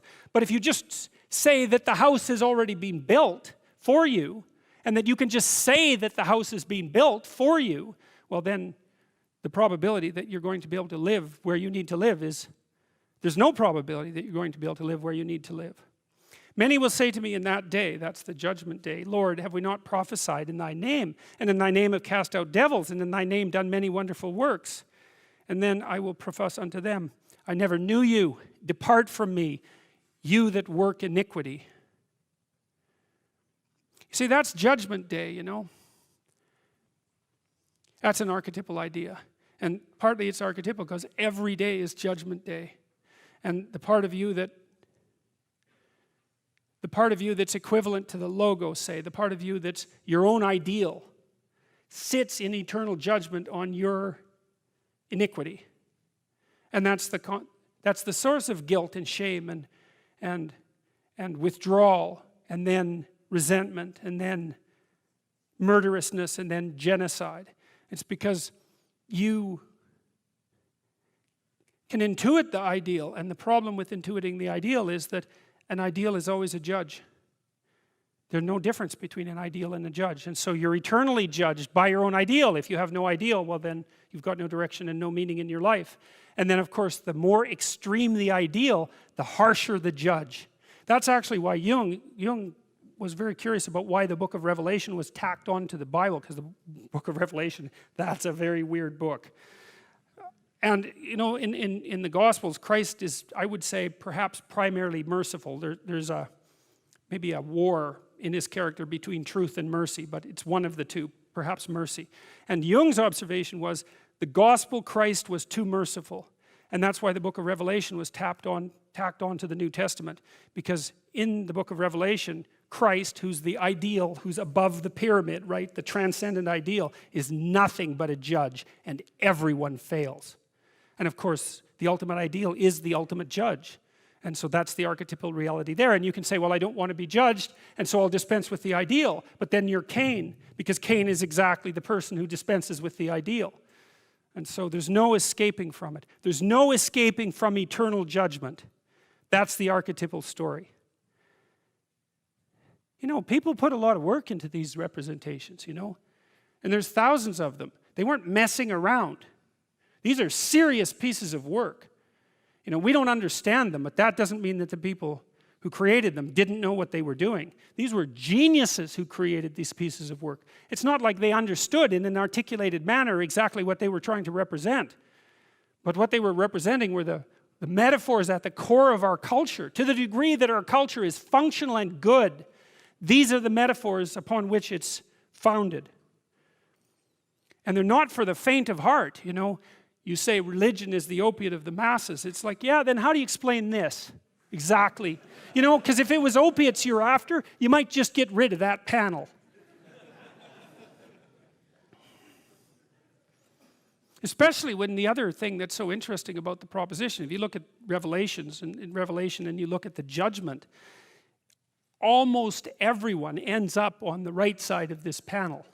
So if you were just conjuring up some sort of pathetic wish fulfillment, why in the world would you tilt the scales in that manner?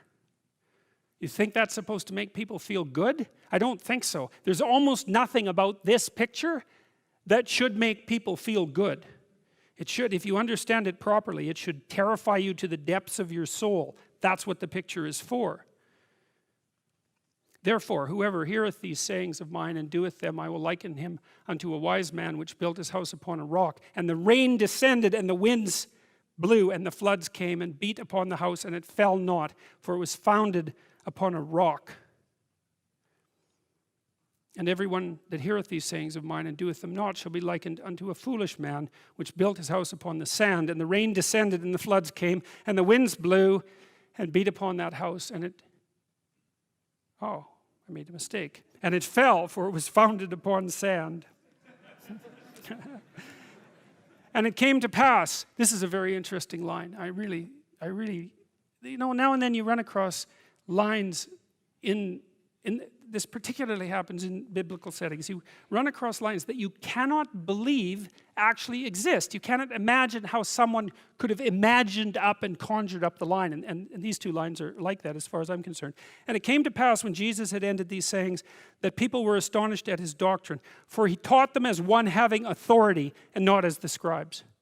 And that's something so interesting, you know, because that was another thing that really I didn't really appreciate about the churches that I attended to, and that would be that the lessons were taught by scribes, and the words were mouthed, but there was no power in them. There was no meaning in them. It was as if, well, it was like when I was 20 years old and I was saying all these things I didn't mean. You know, they were words that sounded good. They were like gilded cloth, I suppose, that you can wrap around yourself, but there's no substance to them. And there's a big difference between listening to something that has substance and listening to something that is spoken because it sounds like it should sound good. And this line says that whoever spoke the lines that we just described was someone who sounded like he knew what he was talking about, and not someone who was just repeating something for the sake of sounding good. And it certainly seems to me that the lines that we just reviewed have the awesome impact of authority. Back to Noah. But Noah found grace in the eyes of the Lord. These are the generations of Noah. Noah was a just man and perfect in his generations, and Noah walked with God. And Noah begat 3 sons, Shem, Ham, and Japheth. The earth was also corrupt before God, and the earth was full of violence, filled with violence. Any of you see the new NRA ad? You might want to look that up. I would say that's the most shocking manifestation of political polarization in the United States that I've yet seen. Most of it I've seen on the left, right? What shocked me mostly has been on the left. But the new NRA ad, that's a whole new thing. So it's this attractive woman doing a voiceover. She kind of looks like Demi Moore, although she's kind of tough looking. I guess Demi Moore could look tough now and then. And she has contempt on her face. And that's a dangerous thing. And in the background, there's nothing but images of Antifa riots and Berkeley riots and fire and protest. And she's describing that as a conspiracy, essentially, a conspiracy that involves the intellectual elite, including Hollywood, which is named by name. The accusation is that there's a cabal of corrupt intellectuals, let's say, who are bringing the country to its knees, and that it's time to get your goddamn guns. And so look up the ad and see what you think. Because there's lots of people who would be perfectly happy if that was the direction in which we were headed. And one of the things that I'm hoping is that we might be able to talk our way through it. But we're in a situation where every act of individual idiocy will push us one iota closer to the brink. And that'll make the 15% of the population or 30% of the population who would love to see everything degenerate into chaos perfectly happy, because that's their aim. The earth also was corrupt before God, and the earth was filled with violence. And God looked upon the earth, and behold, it was corrupt, for all flesh is corrupted his way upon the earth. And God said unto Noah, the end of all flesh is come before me, for the earth is filled with violence through them, and behold, I will destroy them with the earth. Make thee an ark of gopher wood. Rooms shalt thou make in the ark, and shalt pitch it within and without with pitch. And this is the fashion which thou shalt make of it. The length of the ark shall be 300 cubits, the breadth of it 50 cubits, and the height of it 30 cubits.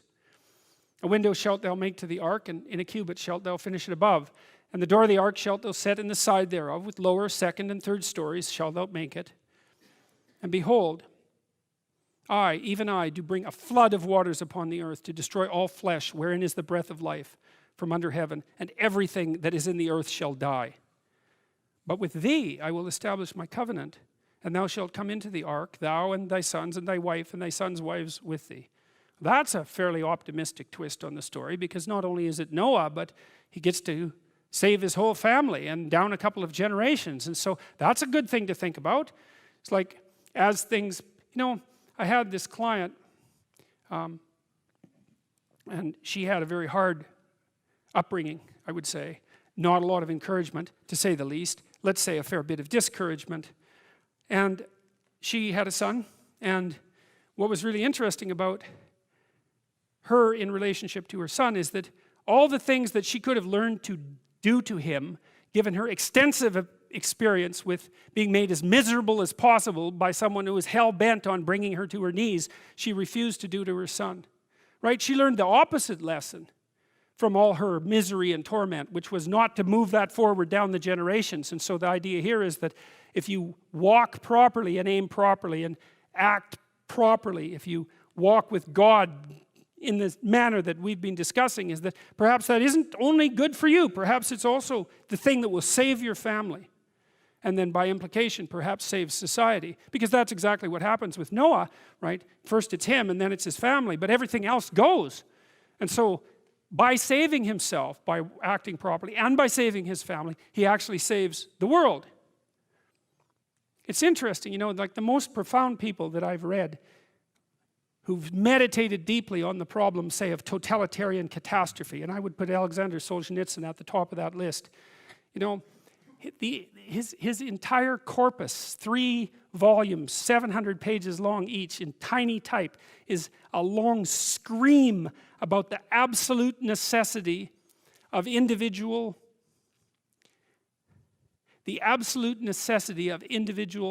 honesty and ethical behavior as the only bulwark against totalitarian catastrophe. And I've read many writers who've attempted to diagnose the problems of the 20th century. And I think Solzhenitsyn, he came to the same conclusions that Viktor Frankl came to as a consequence of his experiences in the Nazi concentration camps.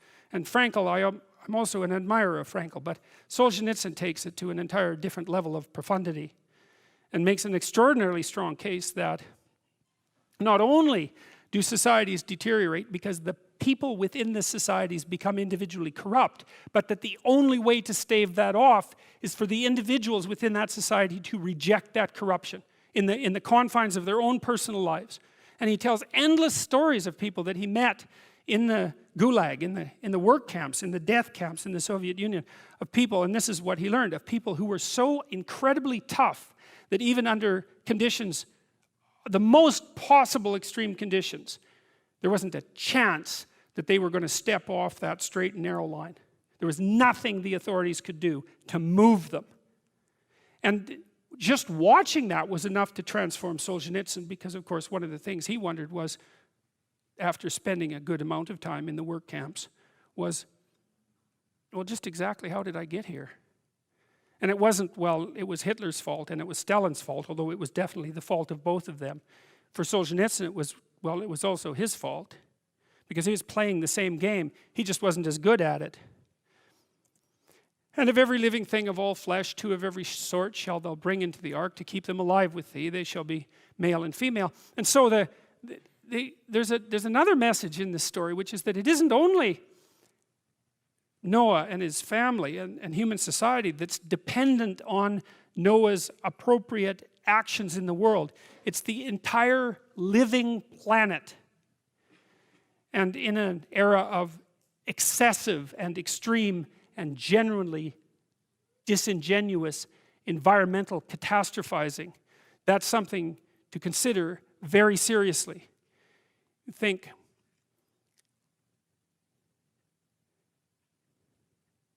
perhaps there's nothing better that you can do for everything, all things considered, including those things that are outside the confines of human society, than to get your act together and align yourself properly along all of the dimensions of your being, from the tiniest microcosm to the ultimate macrocosm. And that's the way that all of being is redeemed. That's what the story suggests. And we read it, as cynical modern people, we read it as if it was written by primitive people who thought that it was really the case that someone could build a boat and put 2 of every kind into it and thereby save the world. It's embarrassing to see things interpreted in a manner that shallow, especially by people who don't have ignorance as a justification. You know, these stories have to appeal to everyone, right? And there's lots of people in the world who aren't very bright. And so they tend to take things concretely, like a child would take things concretely if you read them a story. And this story can be taken concretely. But it has to be, because these stories have to be for everyone. But if you're sophisticated, that doesn't mean that you should dismiss it as if it's written for a child. It's maybe you have the obligation to look a bit deeper and think for a moment that it wouldn't have been conserved for these many thousands of years if there wasn't something more to it than a casual intellectual dismissal would indicate. And take thou unto thee of all food that is eaten, and thou shalt gather it to thee, and it shall be food for thee and for them. Thus did Noah, according to all that God commanded him, so did he. And the Lord said unto Noah, Come thou and all thy house into the ark, for thee I have seen righteous before me in this generation. Of every clean beast thou shalt take to thee by sevens, the male and his female, and of beasts that are clean, but not clean, by two, the male and his female, and of fowls also of the air by sevens, the male and the female, to keep seed alive upon the face of all the earth. For yet 7 days I will cause it to rain upon the earth 40 days and 40 nights, and every living substance that I have made will I destroy from off the face of the earth. And Noah did according unto all that the Lord commanded him. And Noah was 600 years old when the flood of waters was upon the earth. And Noah went in, and his sons and his wife and his sons' wives with him, into the ark, because of the waters of the flood, of clean beasts and of beasts that are not clean, and of fowls and of everything that creepeth upon the earth. They went in two unto Noah into the ark, the male and the female, as God had commanded Noah. And it came to pass after 7 days that the waters of the flood were upon the earth. In the 600th year of Noah's life, in the 2nd month, the 17th day of the month, the same day, were all the fountains of the great deep broken up, and the windows of heaven were opened, and the rain was upon the earth 40 days and 40 nights. In the selfsame day entered Noah and Shem and Ham and Japheth, the sons of Noah, and Noah's wife, and the 3 wives of his sons with them, into the ark.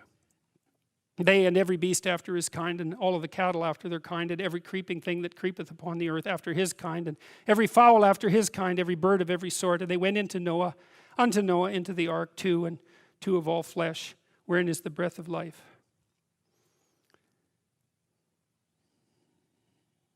That makes Noah the ultimate shepherd, right? Shepherd of all things. Tender of the garden and shepherd of all things. That's a hell of a role.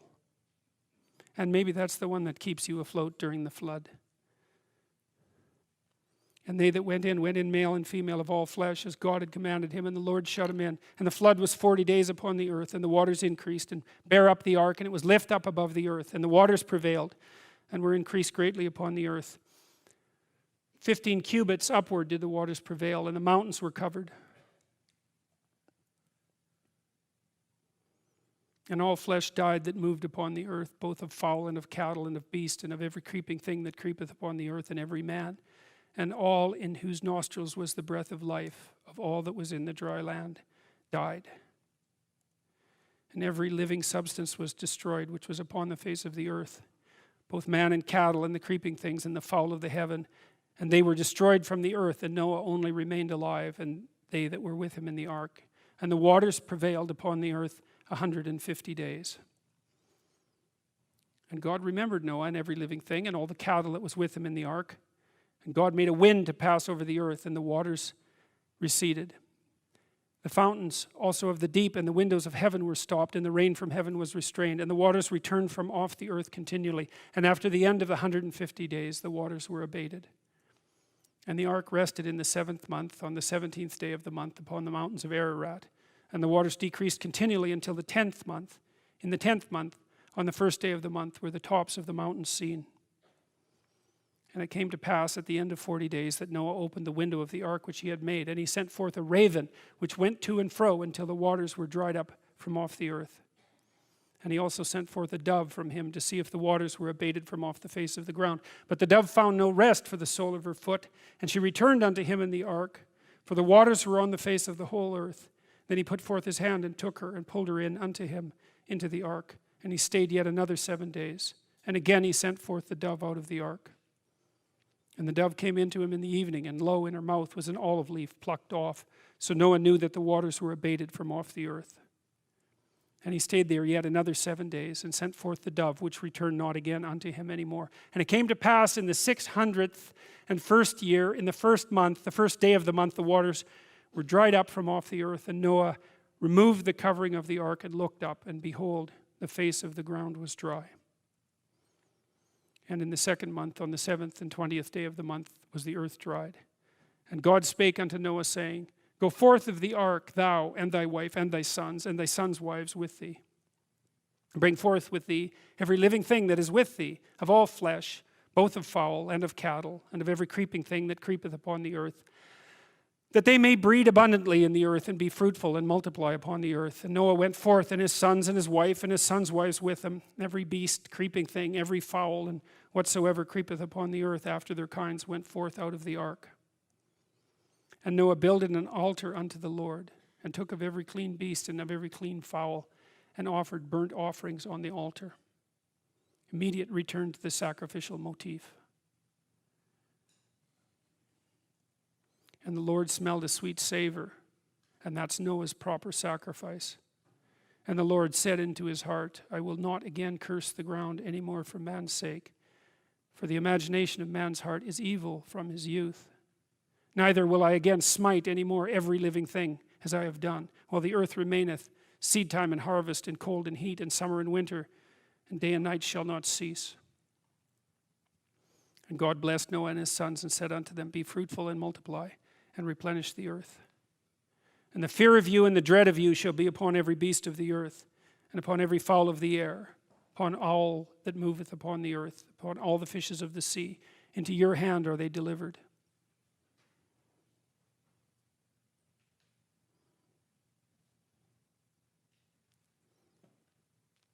You know, I've heard commentators, David Suzuki, for example, who claim that the substructure of Western culture, in lines such as this, deliver the earth over to human beings and justify our ravaging of being. But I don't think that that's a very careful reading. And it seems to me that given such matters, given the importance of such matters, that a very close reading is actually necessary. You know, in the story of Adam and Eve, when Adam and Eve are thrown out of the garden, God tells Eve that she's going to be subordinated to her husband. He doesn't say that that's what should happen. He says that's what's going to happen. And the same thing, as far as I'm concerned, is contained in lines like this. It isn't necessarily that this is something that should happen. It's something that did happen. It's quite remarkable, you know, to think about how long ago these lines were penned. It wasn't obvious until perhaps the 1960s that we had dominated the earth so completely that its very future existence was in our hands. And that's a prophetic element of this tale. And the fear of you and the dread of you shall be upon every beast of the earth, and upon every fowl of the air, and upon all that moveth upon the earth, and upon all the fishes of the sea. Into your hand are they delivered. It's like, that's exactly right. Every moving thing that liveth shall be meat for you, even as the green herb I have given you all things. Have I given you all things? But flesh with the life thereof, which is the blood thereof, shall ye not eat. And surely your blood of your lives will I require. At the hand of every beast will I require it. And at the hand of man, at the hand of every man's brother will I require the life of man. This is a hard section to interpret, but what it means is something like this. God describes the dominion over the planet that revivified humanity will have, and notes the power that goes along with that, and then puts a limitation on it. And the limitation is, maintain the sanctity of life despite your power. And although it's not easy to extract from the manner in which this is being translated, what God is telling Noah is that if you kill yourself, if you kill someone else, and if any animal kills a human being, that there will be a price to pay for that. So there's an opportunity, which is that the descendants of Noah can dominate the earth, but there's a moral limitation placed on that, which is nonetheless life itself is to be regarded as sanctified and sacred. Whoever sheddeth man's blood, by man shall his blood be shed. For in the image of God made he man. And you, be you fruitful and multiply. Bring forth abundantly in the earth, and multiply therein.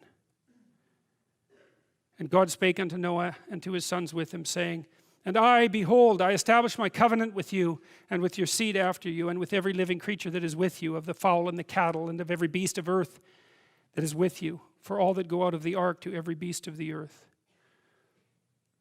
And I will establish my covenant with you.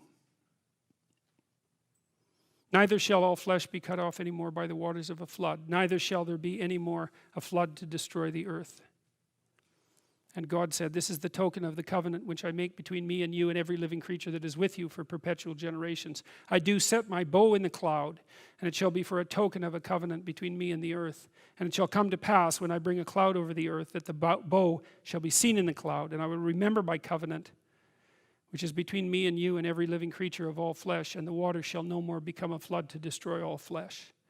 There's a negotiated agreement there of sorts, and the negotiated agreement is,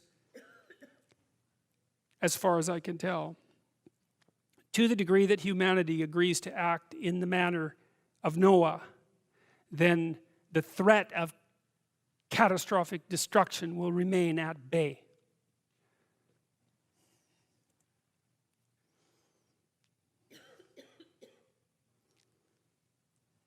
And the bow shall be in the cloud, and I will look upon it, that I may remember the everlasting covenant between God and every living creature of all flesh that is upon the earth. And God said unto Noah, This is the token of the covenant which I have established between me and all flesh that is upon the earth.